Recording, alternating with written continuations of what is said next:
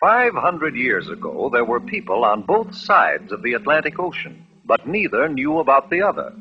On the western side, our side, the people had reddish-brown skins and lived in huts or wigwams. On the eastern side, in Europe, the people were white-skinned. They had learned how to build houses and large sailing ships, but they still didn't know much about the rest of the world. In fact, most of them believed the earth was flat.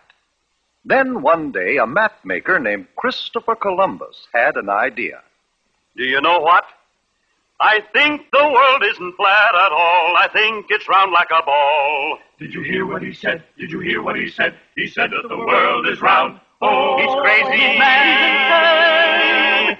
I think the world isn't flat at all. I think it's round like a ball. The world's as flat as the brim of your hat, and that is very plain. I know that I'm right, oh, I know that I'm right when I say that the world is round. Oh, I'm right, oh, I'm right.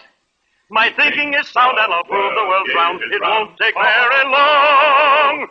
But it did take long, 7 long years, before Columbus could convince a king or a queen to let him try out his idea.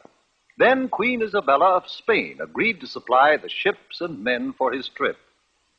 "I will discover a shortcut to India and bring back some of the great wealth I find there. And I can do it, for I know the world is round. And instead of going east to India, I shall sail west and reach India around the other way. It will be a shorter and cheaper way, for I'll do it all by sea." Queen Isabella provided Columbus with 3 ships, the Nina, the Pinta, and the Santa Maria. And on August 3rd, 1492, they set sail across the unknown Atlantic. High on the foaming tide, over the ocean, onward our ships will ride, onward, my sailors.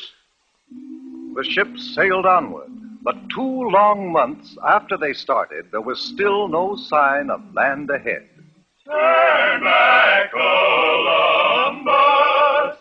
Turn back, Columbus! We'll not turn back until we find India. Onward, men! By October 10th, the sailors and the crew were ready to take matters into their own hands. If Columbus won't do as we ask, we'll put him in chains. And we'll turn the ships around ourselves. Wait! Have you heard? One of our men has just seen a branch in the ocean. What of it? It had fresh berries on it. That means we're near land. Hooray! 2 days later, the ships reached land, and Columbus and his crew saw the people with reddish-brown skins who lived there. Oh, I think it is rather surprising that they should have reddish-brown skins. But now since we have landed in India, then these people must be Indians. We'll call this part of India San Salvador, and I take possession of it in the name of the King and Queen of Spain. The people Columbus called Indians were very friendly, and they gave Columbus and his men many gifts, but not the rich jewels and gold for which they had come. For Columbus really wasn't in India at all. He was on one of the islands off the coast of America. But because of Columbus's mistake, the natives of America have been called Indians ever since. Columbus visited other islands near San Salvador, looking for the great wealth of India. And then he and some of his men returned to Spain. Hooray! Hooray for Admiral Christopher Columbus!